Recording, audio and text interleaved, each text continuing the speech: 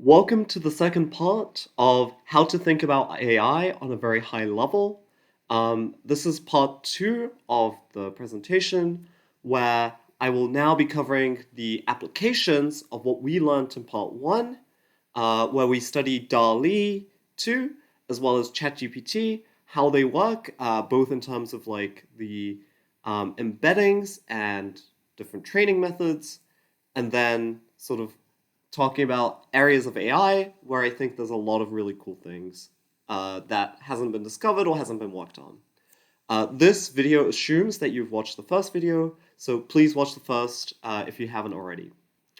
So we'll talk about DALL-E 2 and how it works. So in case you don't know, DALL-E takes in a text prompt like this, and it will generate the image that you described in text. And the way it works is like this. Again, don't worry if you don't understand how it works right now, because I will be explaining it in excruciating detail. And this is particularly the more interesting part with the clip text encoder. So this is just a regular encoder, but it's a specific type of encoder. And then getting the clip text embedding, and then using a prior encoder to sort of navigate it from a clip text embedding to an image embedding, and then using glide to basically take a random noise, take in the clip image embedding, and produce the image that you asked for in the text prompt.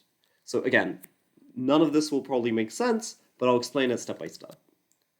So the main character of this story is Clip, that we highlighted here. Clip allows you to do the merging of two different worlds, the worlds of images and the worlds of text. So on the internet, the guys at OpenAI realized that there's a lot of image caption pairs of data. So, like a photo attached with a description of what it is, whether it be, in encyclopedias like the left, or like Instagram where, you have the image and the corresponding text together. And the people at OpenAI basically said, okay, well, how can we use this to train really cool models that can do maybe classification or a bunch of other things? Well, that's how they came up with CLIP, which is a contrastive language image pre-training model. Pre-training means, you can basically train the model and people can do something called fine-tuning, where they use their own data to sort of maneuver it to be better at that particular thing. But this CLIP model will have sort of general knowledge about the world, basically. And, this is how it works. So you would take the text, right? And you would have the images. And, like T1 and I1 is the embeddings of the text and the image respectively. So you would have a clip text encoder and a clip image encoder, and you would embed each of these images into an image vector, and each of these text descriptions into a text vector, right? And you would take each of these and line them up, and these are the matching ones. And now what you do is you take the cosine similarity between the text embeddings and the image embeddings.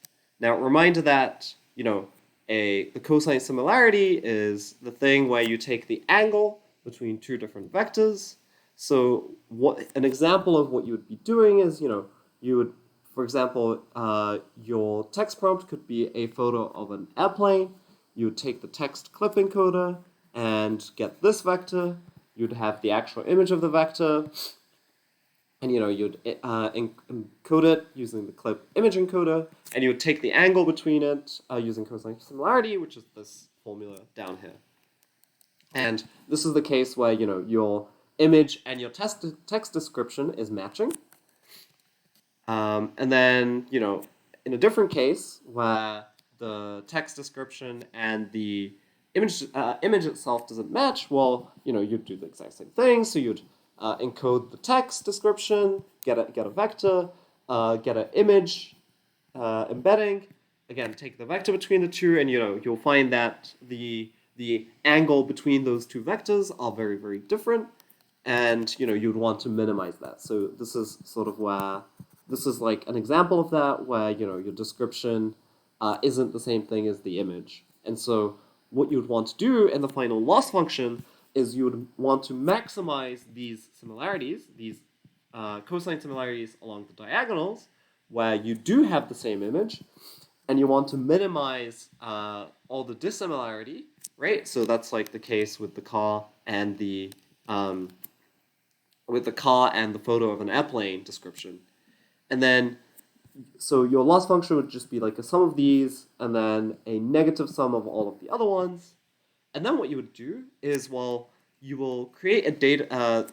You can now use these text encoders and image encoders to do a classification task, where what you can do is you can make a bunch of data set where you say, where you prepare a bunch of text, which could be like a photo of a plane, right? And it would map to this embedding, a photo of a car, and it would map to this embedding, a photo of a dog, and get this embedding and whatever.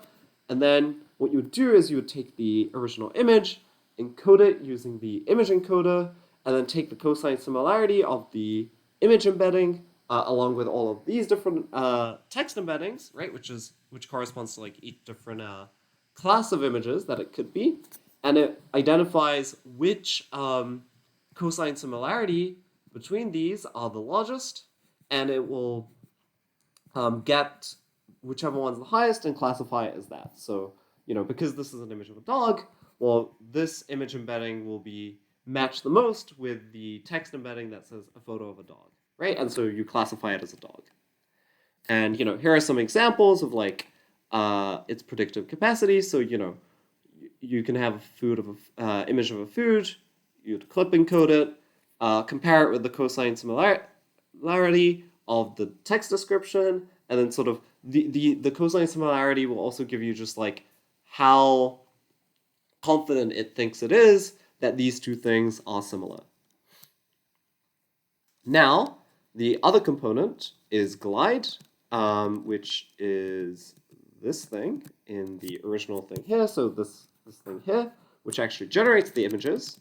Well, glide, again, as it says on the slide, don't focus on the details, but what it is a fancy decoder that takes a noise, takes the vector, right, the clip image vector, and give you an output image back. And it's basically just a fancy decoder. So if you remember what a decoder is, it will, a decoder is the thing where you can go from the vector back to the original image. And then a diffusion model is basically just a fancy decoder where, you can go from, you can take a random noise like this, and it will reconstruct something meaningful by applying a denoising process. So diffusion models kind of work like this, where you have a bunch of encoders, which basically just adds on a bunch of noise at every single time step until you get to just like something completely random. And then you would use the decoder, right, or the diffusion model decoder to basically go back from this noise to something intelligible. And this is the training process where you get the reconstruction loss at the very end. But it's just a slightly different way of doing the encoder-decoder thing. And this noise, again, you can think of as very similar to the vector in the like encoder-decoder case, where you can, if you remember, like we basically took the image, turned it into an embedding, decoded it, right? Took the reconstruction loss, and trained these two models using backpropagation. What's very similar to that, where you basically take the loss of the denoised image and the original image, and you train the model using backpropagation. Which is what's happening, and again, don't focus on the details. That's what this diffusion model glide does, but it also takes into account the text embedding that you gave it. So, kind of putting it all together, well, what you have now is you have the clip text encoder, right? Which sort of understands, like, it connects the worlds of images and the worlds of text together. It will encode your input prompt text into a vector, and then you use this prior encoder thing to basically just like modify a little bit to turn it into a clip image embedding, which is like, very, very similar to the clip text embedding.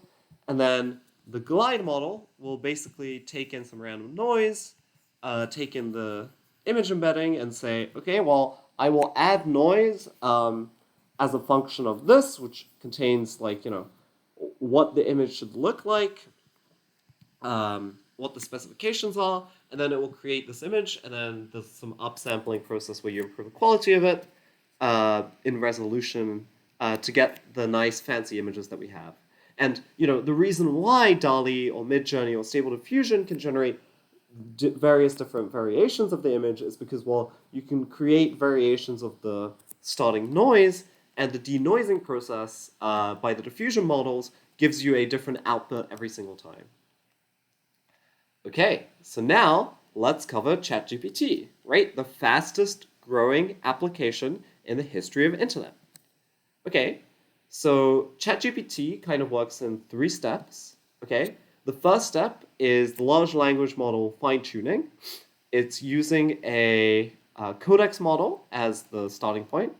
So what you have here is, well, you create some demonstration data where you have some prompt, right, which could be like explain reinforcement learning to a 6-year-old, and then a labeler, right, will say, okay, well, for this answer we want like we want a output like this, and then you would use that data, right, of like the input and the expected output to fine tune the GPT 3.5 model using supervised learning. So fine tuning is just like where you take a pre-trained model and just make it better at doing the exact thing that you want, right? In this case, question answering.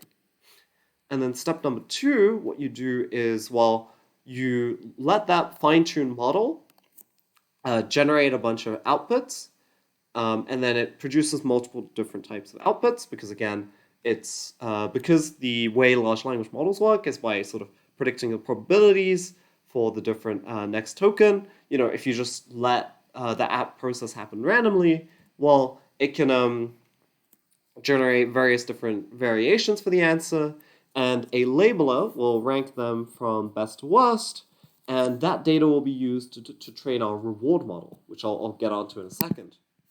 And then, using the reward model, it will train the model through a process called reinforcement learning, or the PPO reinforcement learning, which basically trains the model so that it gets really, really good at learning the best feedback, right? Sorry, the best prompt response for a given input.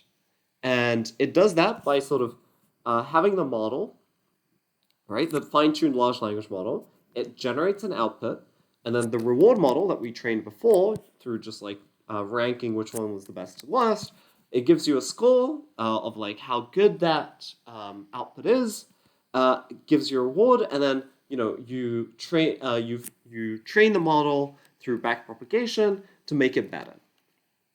So just to summarize, ChatGPT has sort of 3 components: the large language model fine-tuning stuff, where you take a model that's already trained on the corpus of the internet and you fine-tune it for your very specific purpose.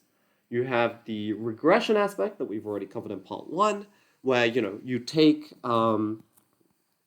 the human response for like which responses were good, which responses were bad, and you try and predict a reward for it, which is just like a number at the end of the day. And you have the reinforcement learning aspect, where you use the reward model that you trained here to basically get it so that the AI or ChatGPT is more aligned to what we like the answers to be. So let's cover a little bit about large language models, again, without going into the deep stuff. So large language models do the probability prediction for what the next token should be. So it could be like, well, if you have a sentence like she said, comma, I never, then you would basically try and predict like what would be the most appropriate word given that the sentence started like this, and it would give you sort of different probabilities. And remember, like as I said earlier, you get a bunch of different responses because you have a probability distribution for what the model thinks you should give it next. And then, a large language model basically just like predicts a bunch of probabilities for what it thinks the next best word should be, and then just like samples it randomly using a pseudo-random generator to generate the text. And that's more or less how it works. The thing that I think is really useful to know is that a lot of the large language model innovation over the last 5 years has really come from this singular paper, which introduced the notion of transformers, which is sort of this architecture that allows you to predict the next word as a function of like everything that came before it in a really, really nice way. And this is probably the most influential paper, at least in the scientific community in the 21st century. And all of the co-authors of the paper have gone on to do phenomenal things of starting new companies in the AI space or the technology space or the blockchain space. These transformers have also really changed the game for computer vision and sort of like thinking about, how well a model understands like images. And again, don't focus on sort of the details of how this works, but really these transformer architectures that I talked about earlier is changing everything in AI and is really absorbing everything and is really the foundation of a lot of the modern AI innovations that happened. This is sort of a pseudo opinion, a pseudo consensus, but I would say that there has really been nothing too new in the AI space. There's been no real innovation in the AI space. What we've really been doing with a lot of the AI breakthroughs is just making the models bigger and bigger and bigger. These large language models are now on the size of billions of parameters, and a lot of the AI innovations has really come more from hardware innovations, both in compute with stuff like GPUs, TPUs, and ASICs, and sort of how to break up the large language models such that you can fit them on a GPU without it sort of exploding in memory and carrying out inference. And there hasn't really been anything that's been too fundamentally new over the last few years. Let's talk a bit about pre-training and fine-tuning, which I talked about earlier. So, there's a bunch of different pre-trained models that you can kind of pick out. These are some of the more famous ones, like BERT, GPT, or Elmo, and these guys are already trained by Google or Microsoft, or just the open source community, and they have very, very trivial differences, which make them good at different things, and where you should use the model is sort of up to you with your with your very specific use case. And then what fine tuning is that I explained earlier is you have if this is the data of all the text on the internet, you do something called a pre-training process where you take all of that data and train these large language models which are pre-trained, and then you do this thing for fine-tuning where the model basically adapts to a much smaller corpus of data, so not quite like the data of the entire internet, but maybe data on legal documents, for example. And then it will train a model where it inherits some of the understanding of human language that it gained from the internet, but it also really weighs in these specific data to get a better specialize on that particular data. And then it can give you a model that's sort of a combination of having a very wide understanding of the internet, but also understanding the relevant data much better. And that's sort of the first step here that I was explaining, where, you fine tune a model to learn, where you have the pre-trained model, which is the GPT model in ChatGPT, and then you make a bunch of data by saying, well, okay, you give it a prompt, and you give it the expected answer, it fine tunes it on that large language model, and you get a model that's really good at giving a specific type of output, where given a question, it will give you a helpful answer. And then let's talk about reinforcement learning, which is sort of this step, right? Since we already explained regression. So what's reinforcement learning? Well, reinforcement learning is a way of getting AI agents or AI models to learn through reward and punishment, mainly reward.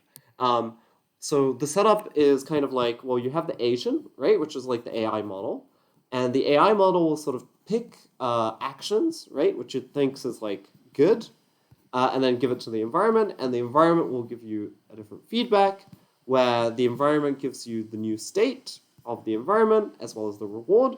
So for example, if your environment is a chess game, well, your action could correspond to moving a pawn to e4, let's say, and the reward would be okay, well, if you capture the piece, that could be +1.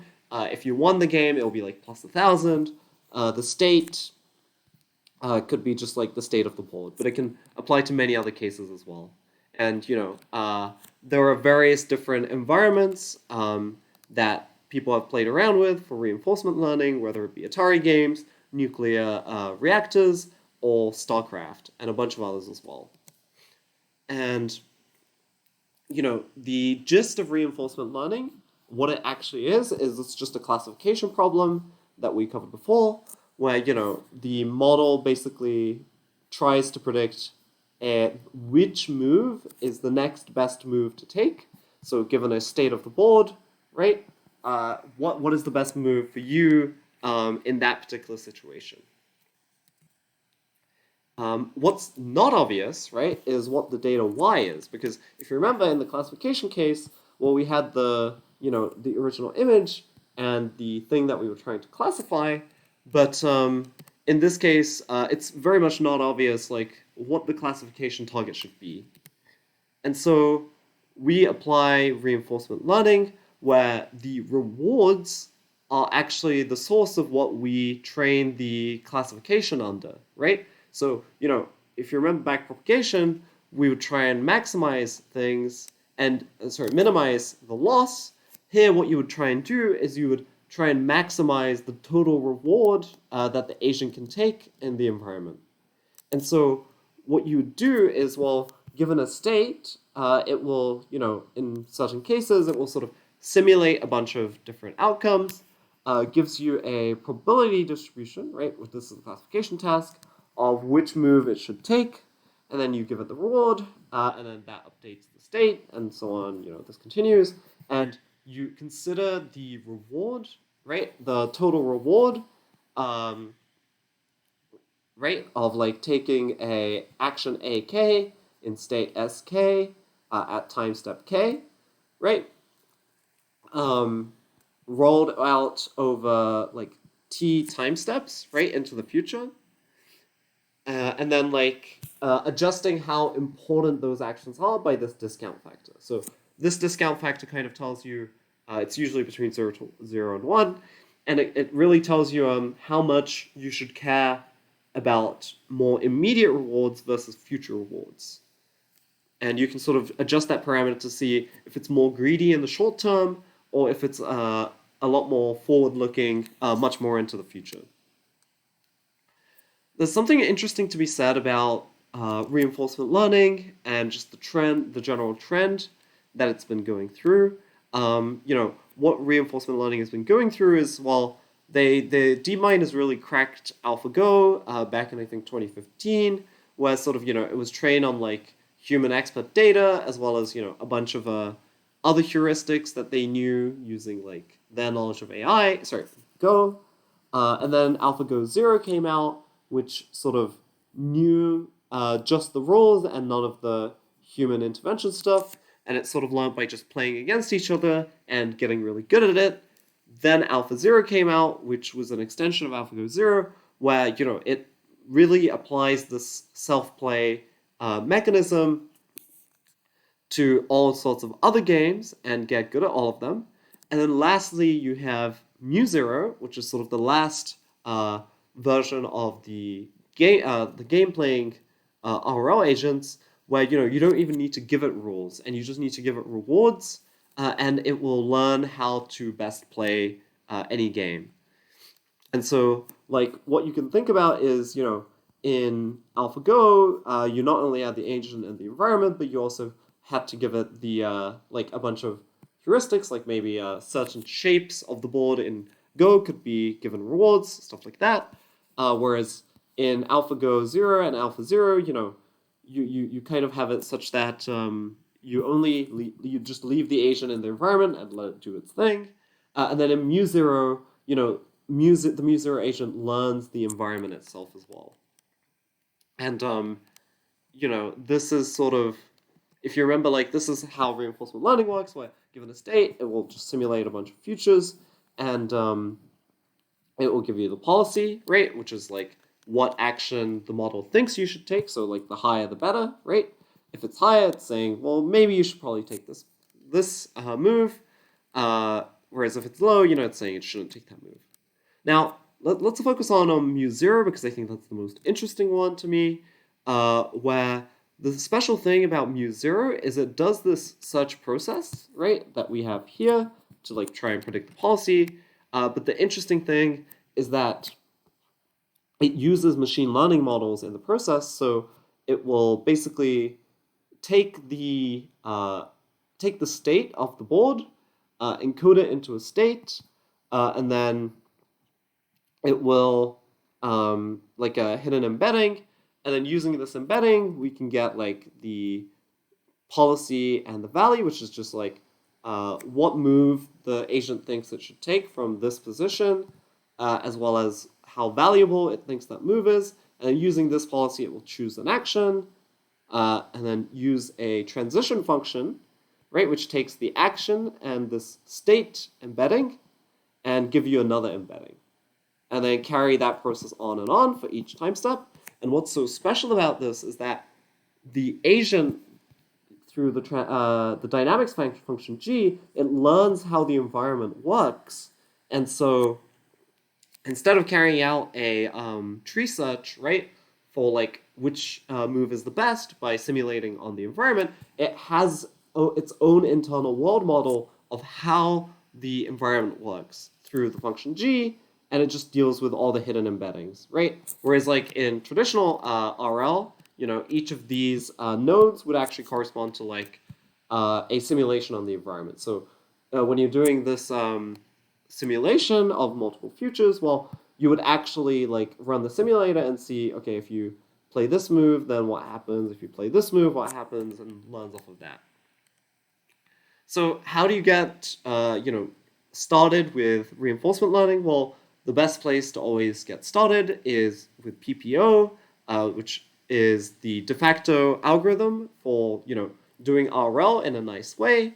So this is sort of the PPO training process where you have the artificial neural network, you give it the state, and you have the input, and then the policy, it will predict the policy, which is like what it thinks you should take the action for, and then you do the action on the environment, and then you get a feedback reward signal, which is how you train the model, as well as getting a new state, and then trying to see what it should do next.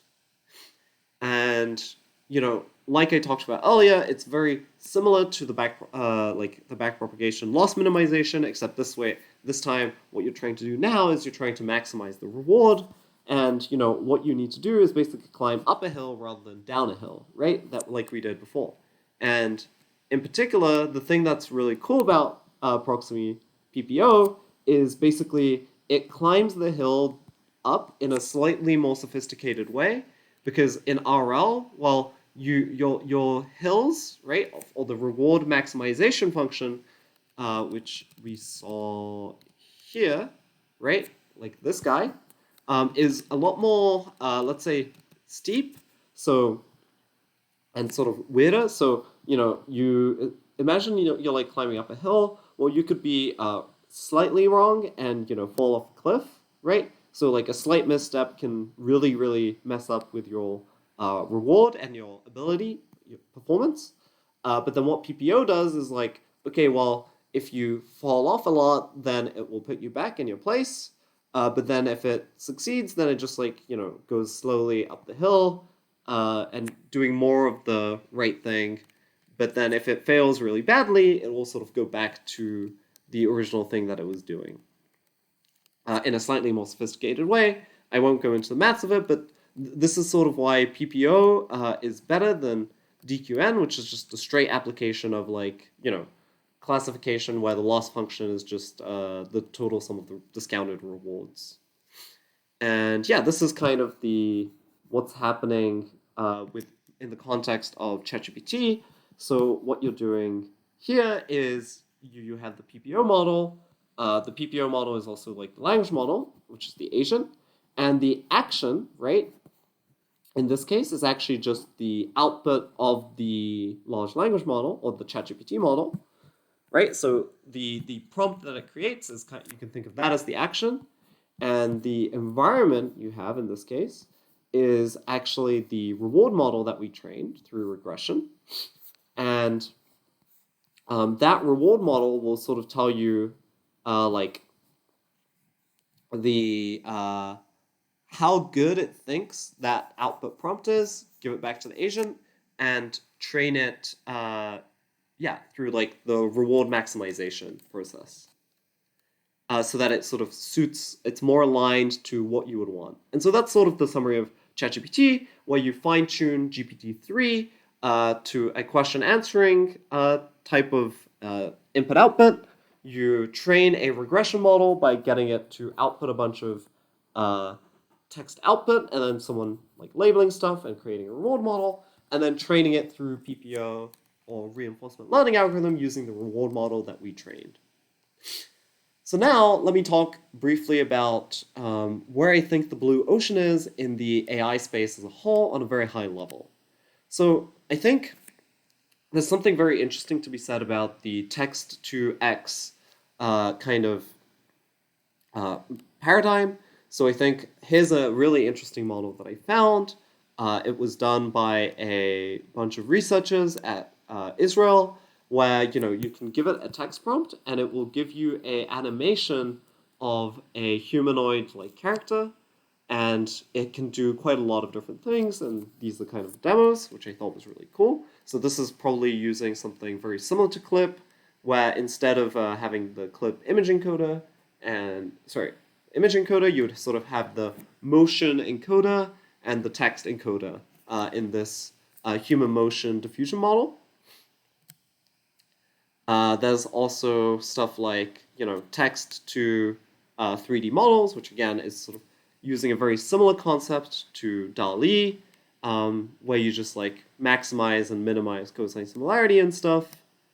And there's a bunch of other cool stuff like RigNet, where you can give it a 3D model and it will sort of learn where best to put in like the rigs so that you can animate these 3D models better. And now what you can do with these different pieces is, well, you can kind of put them together and you can say, well, okay, here's my AI 3D model that can be generated from text. And then you can auto rig it, and then you can auto animate it, right? And these models are already trained for you. They're already out there. And if you can just put these together in a comprehensive product, well, voila, man, you've got an amazing product that can help a lot of game developers and really open it up to a lot of people and improve productivity. I think there's another interesting thing to be said with RLHF, or reinforcement learning human feedback algorithm, which is the thing that we use for ChatGPT, which is the process where sort of you can collect feedback from humans for how good something seems to be, right? So like in ChatGPT's case, it will generate a text, and the human rates how good it thinks that response is, and trains a reward model, and then trains the model through RL. Well, I think there's something very interesting to be said about social media apps, since you kind of express your opinions on it, and I think that's one of the best forms of feedback that you can give it.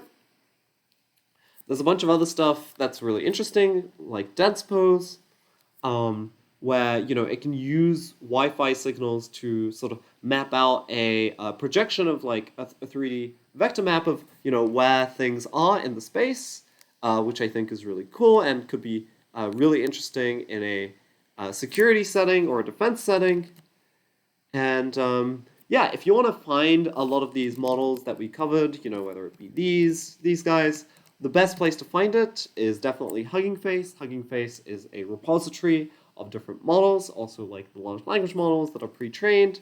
And you can just like take a model, fine-tune it to your specific use case. And there are lots of services coming up where you don't really need too much expertise to do the fine-tuning. You just take a model and take the data, and it just fine-tunes it for you.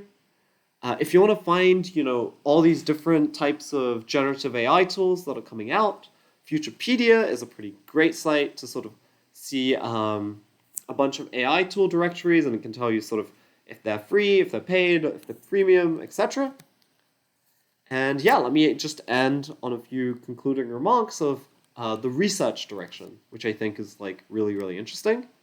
So, before I do that, let me conclude. And, I think you should, when you're thinking in very high levels about AI, I think it's always important to forget about the details about the model architecture, but focus on the encoder and the loss function, because those are the things that you really need to reason about an AI system. And yeah, AI seems like magic with all of the innovations that we've had in 2022, but really, let's remember that data is what keeps us grounded in reality. And if you can find asymmetric advantage in data, right, especially in a world with pre-trained models and fine-tuning, I think you can get a lot of significant performance with proprietary data. And so, if you're sort of launching businesses, I think that's a very important thing to think about. And lastly, you should try and play some AI Lego. There's a bunch of models out there waiting to be turned into a product, and I think the barrier to entry is much lower than people think with the stuff like Hugging Face. And so if you just combine all of these things together, I think you can make a lot of cool stuff out there. So here are some extra parts of AI that I think is really cool, but it's like really, really nerdy. So one of them is Lime, which is like essentially helps you with interpretability of these black box AI models, which is like a very major problem. So what Lime allows you to do is, let's say you've trained a classification model that can sort of detect if a ball is like a football or a basketball, right? So, if it sees this image, it says it's a basketball. It sees this image, it's a football. Now, the problem is, because you don't actually know how these models have learned that, sometimes you can have very undesirable behavior. So in this example, your AI model has actually learned to detect if a ball is football or basketball by looking at the presence of a football player, right, in the scene, and instead of the actual ball itself. And what Lime allows you to do is it sort of allows you to understand which pieces of information in the input data that it actually used to come to that conclusion, right? And so what you can see here is like when it was deciding it's a basketball, it actually looked at the ball, whereas if it was deciding if it was a football, it actually looked at the surroundings instead of the ball itself. And I'm not going to go into the details of how it works, but it basically just tries by it finds out which parts of the image are important by just patchifying in a bunch of different ways, and then seeing what kind of classification results it comes out. And so you also have this explainability where like if you have a model that can predict in detail what your image is about, it can sort of decompose it into different parts of like, okay, this part explains the acoustic guitar, this part explains the electric guitar and the Labrador and stuff like that. And there's an equivalent version of Lime for like text as well, and probably for graphs as well. So you can really understand what's going on with the model. Lastly, I think a very, very cool thing that's happening in the AI world right now is different approaches with these large language models. And the coolest thing to me is symbolic knowledge distillation, which was published very recently in the December of 2022, where what the model does is, well, you take in a GPT model, or just any kind of large language model, it distills that model into a knowledge graph, right? Which is sort of representing like what that model thinks, or like what its behaviors are in very specific cases. Um, then you can think of this knowledge graph as sort of representing the intelligence, right, of the model itself, and then it can basically go from that knowledge graph down to another smaller large language model that really has that knowledge graph understanding in mind, and inherits like a lot of the intelligence from the large GPT-3 model. Now, why is this important? Well, it's because one of the biggest problems with AI today is actually in the hallucinations. I don't know if you've played around with ChatGPT, but one of the big things is like it's very confident about a lot of things that it's just completely wrong on, right? That's kind of what hallucinations are, and this is a way that you can kind of reduce that and use it for real world applications, where, for example, you can set this knowledge graph to be specific to, let's say, medical question answering, and what you can do is you can basically control the graph so that it's right about the different aspects, and then distill it into a large language model that has all of the knowledge graph controlled aspect, so that it will always like give you the right answer instead of the weird hallucination stuff that ChatGPT returns now. And so, why should you care? Well, I think Medic GPT and Lawyer GPT is closer than we like to think it is, and I think it's really exciting what is happening, because I think this technology is going to change a lot of things, and we are going to be living in the era of AI. And so, yeah, that is the end of my presentation. Thank you so much for listening. And if you'd like to connect with me, you can find me at Eito Miyamura, Eito_Miyamura on Twitter. And yeah, thank you so much for listening.